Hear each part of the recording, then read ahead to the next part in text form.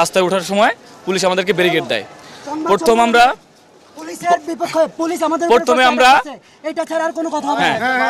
আমরা পুলিশদের সাথে করে শান্তিপূর্ণ সমালোচনা করে আমরা এদিকে আলোচনা করে এদিকে ঢুকেছি, ব্র্যাকের দিকে আসছি।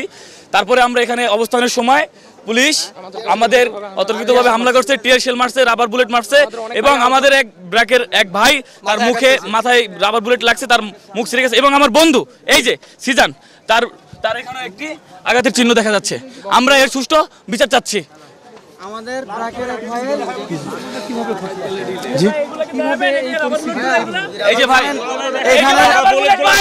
আমার ভাই এখানে না থেকে আপনারা ব্র্যাকের মেডিকেল সেন্টারে যান, ওখানে অনেক প্রমাণ আহত, একজনের চোখে বুলেট লাগছে, এখানে বুলেট লাগছে।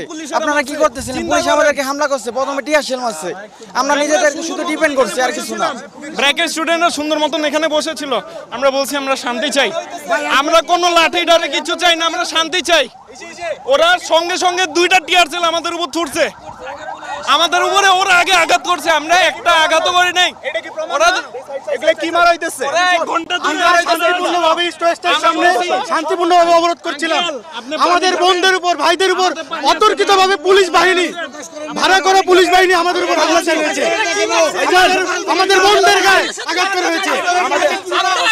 আমি কথা বলি, আমাদের ছাত্ররা ব্র্যাক বিশ্ববিদ্যালয়ের সামনে না ভাই, প্লিজ প্লিজ, আমাদের ছাত্ররা শান্তিপূর্ণভাবে ব্র্যাক বিশ্ববিদ্যালয়ের সামনে অবস্থান করছিল, তখন পুলিশ আমাদের উপর টিয়ার শেল বর্ষণ করে এবং টিয়ার শেল আমাদের বাসের মধ্যে টিয়ার শেল মেরেছে।